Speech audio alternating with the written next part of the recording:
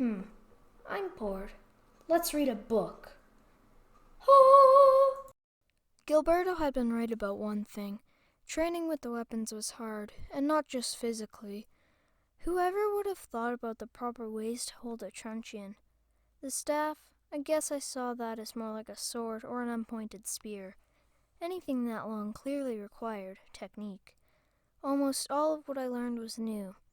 And with all of the repetition in the lectures, the weapons classes were usually the most interesting. Laris, used properly, that truncheon is far more effective of a weapon than a knife. Used properly, you're holding it like... Gilberto broke off and shrugged. I cannot even make a comparison. Most training sessions were like that. Initially, nothing I did was right. The same was true of almost everyone except Tamara and Crystal. Gilberto said almost nothing to Tamara, except occasional suggestions. Crystal he paid more attention to, but not much. As far as any kind of blade went, she picked up what he had in mind immediately. Me, it was like I had two left thumbs. Laris, stop fighting yourself. Just relax. How many times I had heard those words? I don't recall. But hear them I did, time after time. Once we had some basic idea of what we were doing, Gilberto began pairing us off, first against him or one of his apprentices, then occasionally against each other. Eventually I found myself facing Tamara, not exactly in the field I had wanted. We stood on opposite sides of a white practice circle on the spongy green flooring. Outside, the late summer sky was overcast, which was the exception rather than the rule, and the light filtering through the long, high wall windows was grayish. Tamara smiled. Her face lit up when she smiled, but it was not a pleasant light at all. Rules, Magister Gilberto? The fingers of her heavy padded gloves tightened on the hardwood of the practice staff, center part that was unpadded. Not that the padding on the ends was all that heavy. Her eyes were on me as if she were studying some insect or painting on a wall. A wisp of her flame-red hair peeked out from under the leather and wood of the padded practice helmet. Tamara, began Gilberto, then shook his head. No blows to face, knees, elbows, or groin. I can live with that, announced the redhead. I thought I could also, but it didn't look like in Tamara's eyes, or the instinctive ease with which she took her balanced stance. Then again, I overtopped her by nearly a head, and probably had twice her physical strength. And I hadn't done that badly against Tim Morsel, one of Gilberto's apprentices, over the past days. Besides, Tamara deserved anything I could learn on her. The arrogant witch. Always so danged superior, as if she didn't really belong with mere Dangergeld trainees. 2-1 she takes him. Merton's raspy whisper annoyed me more than the bet. He laid odds on everything. I couldn't see as well as I would have liked. The helmet restricted my peripheral vision, but I felt as though Merton had rasped his bet at Samuel. Samuel shook his head. Start when I tell you, and stop at the bell. Do you understand? Ready? Gilberto stepped out of the circle, then glanced at Tamara. Tamara? She nodded. Laris? Yes, I nodded without taking my eyes off Tamara.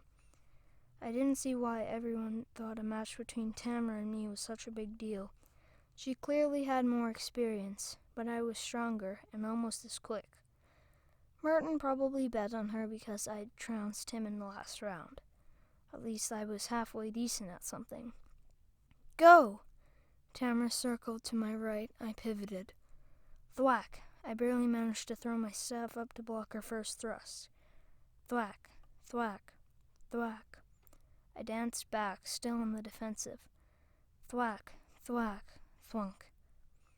Oof! Her last blow crashed into my lower right ribs. Her staff moved like lightning bolts, flashing this way, forking back, always probing. Thwack! Thwunk! Another blow to my ribs on the left. Thwack. Whoop, my staff slipped past hers and bounced off her upper leg. Thwunk. I could feel the floor rising at me, but there wasn't anything I could do about the momentary black mist and the stars that greeted me. Poor idiot. Sufficient, I trust, Master Gilberto. I squinted and sat up, trying to still the swirling inside my brain. Sufficient, Tamara. Gilberto's voice was dry. Are you all right, Laris? My head felt like a log flayed out of its bark. My ribs were an unbroken ache, and Tamara was almost openly smirking. Fine, just fine. Standing up required most of my remaining strength. Why don't you take a hot shower? Suggested the weapons master. I didn't even argue. Most of the time, whether the water was a lukewarm or warm didn't seem to matter. The idea of hot water, another luxury enjoyed by the Brotherhood in Nylan, never seemed more welcome. Crystal, Rin, long knives, use the wooden ones. My feet found their way somehow to the lockers, where I stripped off the padding and the loose exercise clothing that I'd been supplied. She was a little hard on you.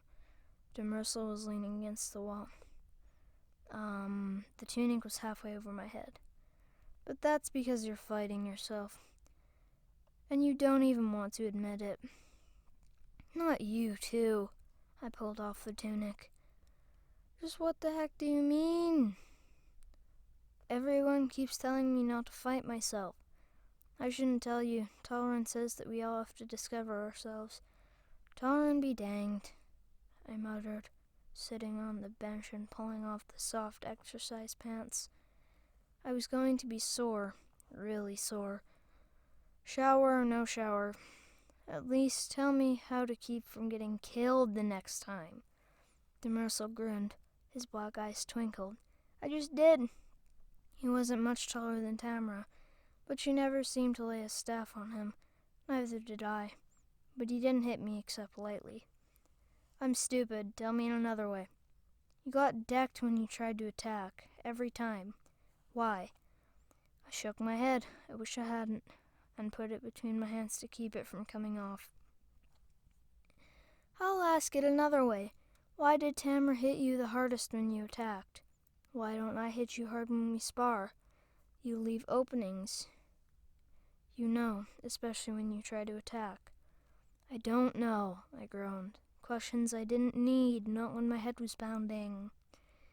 Because I have the same problem. I can't attack. About that time, I finally realized what he was saying. Finally. Is that why I wasn't allowed edged weapons? Demersal looked around the lockers. You believe in order. You have to. Use of weapons conflicts with order. For you to make an attack, you have to fight yourself first, then your opponent. You can't help getting clobbered that way. I looked at him. Tamara uses a staff, and she clobbered me. She's a little crazy. But think about it. She hit you the hardest when you attacked. And I've probably said too much. Hope you feel better. The senior apprentice turned as I stood up and headed for the showers. The pieces fit, but I didn't like it. Then again, I didn't have to like it. If I wanted to survive, I just had to adapt to my own limitations. But I didn't have to like it. I certainly didn't have to like it. Thanks for watching. If you enjoyed this, please like, comment, and subscribe. Turn on notifications so you never miss out on any of these videos. See you on the next one. Goodbye.